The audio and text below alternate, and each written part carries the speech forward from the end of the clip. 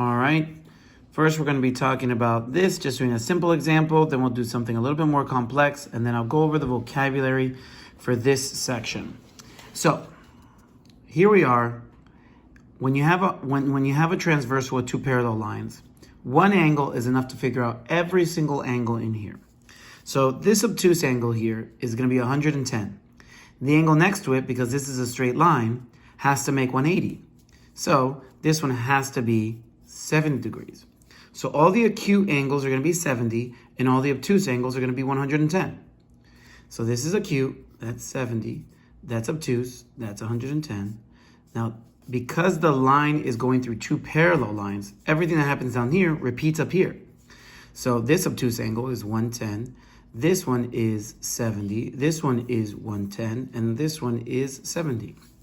Now, seeing as though the 110 and the 70 are in the same exact spot, that means that they're going to be equal to each other. Okay, so 110 equals x. Okay, if that's usually what can happen. It can happen. That can happen, or it can be an equation. Okay, it can be an equation and then another equation. Just and then, well, okay. Let me start over. It can be equal to each other, or they can add up to 180. That is the correct statement I wanted to say. All right, so let's keep going to the other one. So in this one, they're equal to each other. So in this one, it's probably going to happen the other thing, hopefully. So you see how this is 3x, and this one is 60 plus x. So I can't figure out exactly what the other angles are.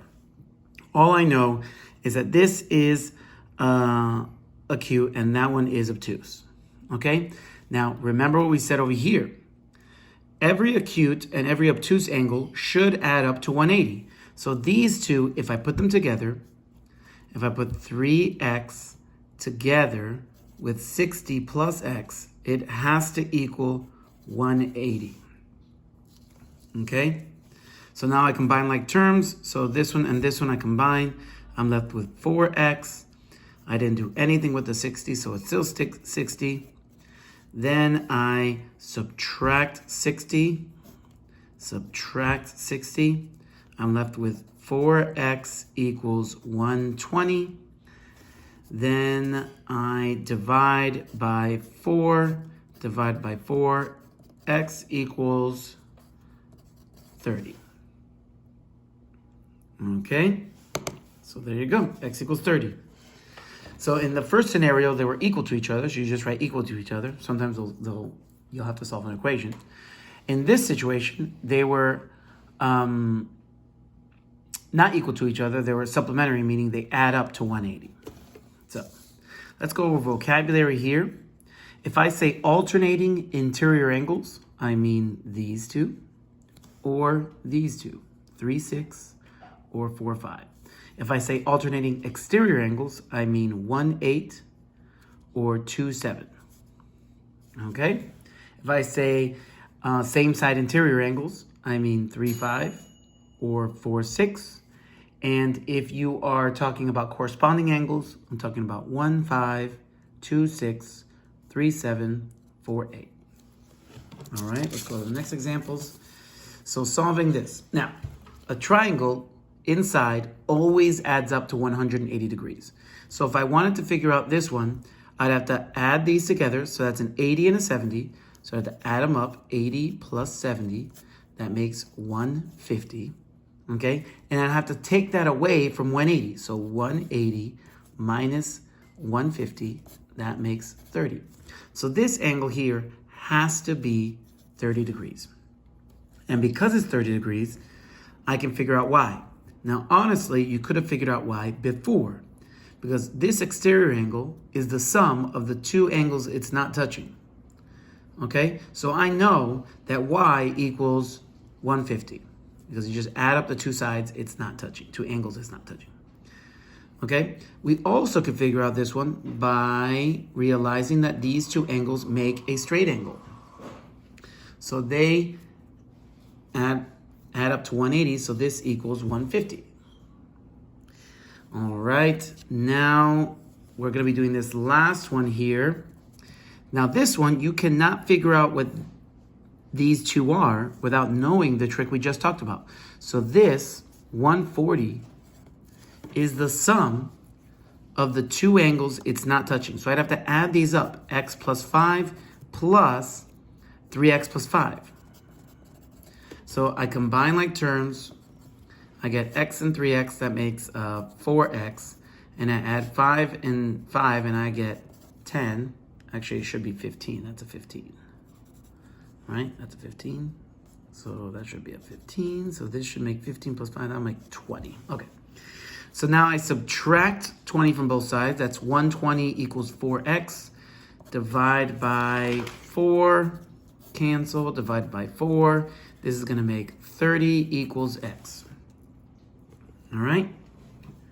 Pretty simple, but you couldn't have solved this without. Now, you could have solved for 40 here and then added these up and made them equal 180, but that's extra work. The shortcut is this equals these two added together. Okay? All right, last one. Last sheet, last chapter or section. So these two, okay, you're checking if they're similar. Triangles are similar if they share at least two angles. Now, in this one right now, they share 1. So now I have to check one of these. You can finish any of the two triangles. We know that these three add up to 180. So 40 plus 90 is 130. If I take that away from 180, I realize that it's 50. So this one is 50. Is that one 50? No. Do they share two angles? They do not. So are these similar? No, they are not. Now, in this example, I tell you that they're similar. Okay? I even tell you which angles are. So A is equal to D, B is equal to E, and C is equal to C in the triangles. So the other thing you got to know about here, okay, is when there's an X, this angle and this angle are going to be equal to each other. So that'll help us. So first we're going to figure out that what this one is, which is 65 degrees. Okay? Now that will help us figure out this last triangle. If we add them up and take them away from 180, so if we add them up, you're going to get 95. If I take that away from 180, I'm going to get 85. So we know that X equals 85, okay, which is angle A. So if angle A is 85, angle D is 85. If angle B is 30, which it says right there, that automatically means that angle E is 30. So I know that this one is 30. Now the Y we can figure out by realizing that this is a straight angle. And we take that away from 180. So 180 minus the 65, the leftover has to be this obtuse angle. So we're left with, let's borrow from here. That leaves us a 7, that's a 5, that's a 1, that's a 1, 115. And that's our last angle Y. So this one's 115. X was 85 and Z was 30. And that's it.